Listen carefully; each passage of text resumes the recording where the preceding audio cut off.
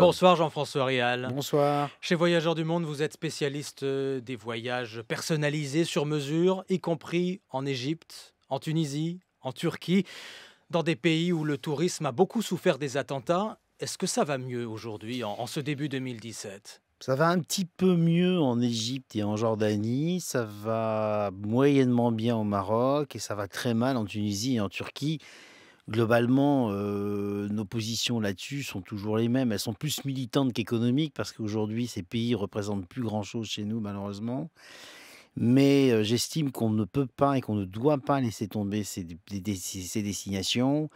Bien entendu, ceux qui ont peur ne doivent pas y aller parce que c'est pas la peine d'aller gâcher ses vacances dans des pays dans lesquels vous avez l'impression, à tort ou à raison, de ne pas être en sécurité. Par contre, il y a une partie des gens qui se posent des questions et on peut les conseiller intelligemment sur ces sujets-là. Et on va en parler. Dites-nous comment se sont passées les vacances de fin d'année chez vous, qui encore une fois proposez beaucoup de destinations, y compris dans ces pays. Elles se sont très bien passées. La clé pour les voyagistes à l'heure actuelle, c'est d'être capable de proposer le monde entier parce que la volatilité des destinations, et pas que pour des raisons sécuritaires, est très forte. Plus personne n'allait au Japon il y a 4 ans. Aujourd'hui, c'est la destination la plus importante de voyageurs du monde. Et donc, il faut être capable de proposer toute la planète pour s'adapter aux perceptions réelles ou psychologiques Parce que des ça clients. peut aller très vite. Ça peut aller Il très suffit d'un très vite. attentat, d'un événement Un pour que les attentat, touristes annulent voilà. leur voyage D'un parfois. attentat, d'un problème sécuritaire, d'un problème sanitaire, d'une perception politique. Il y a des gens qui, après l'élection de Trump, ne voulaient plus aux États-Unis. Ça a duré une semaine, ça a passé. Et puis, je dirais que le monde aujourd'hui est ouvert, donc tout est accessible à tout le monde voit tout. Et les gens changent très très vite d'avis et changent de destination et les modes changent très vite. Cette année, ce qui marche très fort, c'est l'Iran, c'est Cuba, c'est destinations d'ailleurs dans lesquelles les gens ne voulaient pas mettre les pieds il y a quelques années, hein, c'est un vrai paradoxe. Le Japon, l'Italie, la Grèce. Et puis le Portugal aussi, très très fort, hein, c'était très étonnant, avec une poussée extrêmement forte sur le Japon qui est complètement délirante. Ça pose Voilà. des problèmes aussi très concrets, des problèmes matériels. Certaines des destinations aujourd'hui plébiscitées autour de la Méditerranée, vous avez cité le Portugal, Bien sûr. on pourrait citer l'Espagne. Dans ces pays, il y a parfois des problèmes de capacité d'accueil des touristes qui vont là parce qu'ils vont plus ailleurs aussi. Est-ce que ça vous pose problème Ça aujourd'hui? nous pose problème, même si quand on fait du voyage sur mesure, c'est plus simple de s'adapter parce qu'on peut changer les dates, on peut contourner les étapes d'une façon différente. Mais clairement, aller aujourd'hui à Cuba, en Islande ou au Japon n'est pas une très bonne idée quand on veut y aller dans les 6 mois qui viennent parce que les hébergements les plus intéressants, les endroits les plus qualitatifs sont prisés, sont surbookés. Et c'est là que les destinations dont vous avez parlé tout à l'heure peuvent devenir intéressantes. Pourquoi continuez-vous à proposer l'Égypte, la Tunisie, la Turquie, malgré les risques qu'on vient d'évoquer? Alors, d'abord parce que moins vous avez de touristes dans ces pays, plus les économies de ces pays s'effondrent et plus le risque terroriste augmente pour eux et pour nous. Ça, c'est la première raison. Bien entendu, il n'est pas question pour nous d'aller envoyer des gens, dans des zones dangereuses, en Irak, dans le Sinaï ou dans des zones qu'on considère, nous également, comme non sécuritaires.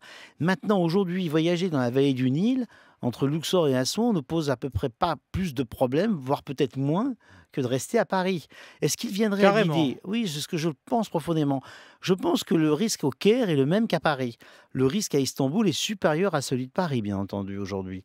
Néanmoins, ne plus voyager dans ces pays alors que le risque objectif, je ne parle pas du risque perçu, n'est pas supérieur à celui qu'on peut avoir à Paris, à Lille, à Marseille ou à Nice, n'est pas, n'est pas une position digne. Bien entendu, on pourrait hurler avec les loups, faire comme Marine Le Pen et assimiler tous les pays musulmans et tous les musulmans à, je dirais, un risque potentiel. Ce n'est pas la réalité des choses. Les pays qui souffrent le plus du terrorisme à l'heure actuelle, ce sont les musulmans eux-mêmes, ce sont les pays musulmans eux-mêmes. Et lorsque le risque objectif n'est pas supérieur à celui qu'on pourrait avoir dans d'autres pays, où aujourd'hui le risque est diffus, il existe partout. Vous pouvez avoir un attentat à New York, à Berlin, à Madrid. Il n'y a pas de raison qu'on déprogramme ces destinations. Le modèle de Voyageurs du Monde, Jean-François Rial, c'est donc des voyages sur mesure et donc plus chers souvent que d'autres voyagistes, que d'autres tour opérateurs. Est-ce que ça vous pénalise aujourd'hui, ça? Pas vraiment. D'abord, je conteste le fait que ce soit plus cher. On est perçu comme plus cher, ça c'est indiscutable. On a des marges très standards, C'est-à-dire? de l'ordre de 25%, une rentabilité de l'ordre de 2%, donc ça finit par on est quand même des gens très raisonnables. Et je dirais que les voyages sur mesure sont plus chers parce que souvent les clients achètent des prestations plus chères et qu'ils veulent assumer toute leur liberté. Moi, je dis souvent, nous, on essaye d'avoir un niveau de service extrêmement élevé qui ne consiste pas à être exclusivement spécialiste d'un pays et de le connaître extrêmement bien sur les prestations touristiques, mais de mettre dans le contenu d'un voyage d'un client des éléments qui sont liés à son émotionnel et à ce qu'il a vraiment envie de faire, et de ne pas se tromper sur les choix de ses étapes, sur les choix de ses rythmes et sur les choix de son contenu.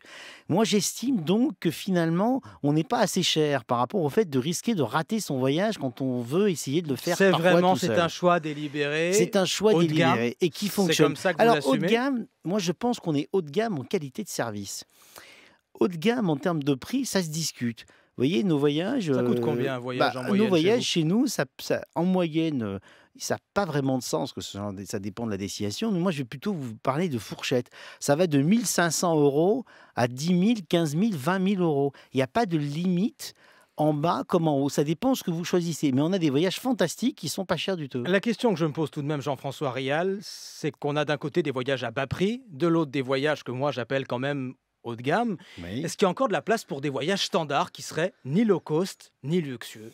Les voyages qu'on Oui. connaissait finalement. Oui, bien sûr qu'il y en a. On a d'ailleurs dans notre société, dans notre groupe, des sociétés qui sont spécialisées dans ces voyages que vous qualifiez d'intermédiaires. Mais je dirais que ce que vous venez de situer, c'est pas tellement low cost ou cher. C'est plutôt que vous avez des voyages qui sont des séjours et qui sont des vacances et qui sont pas chers.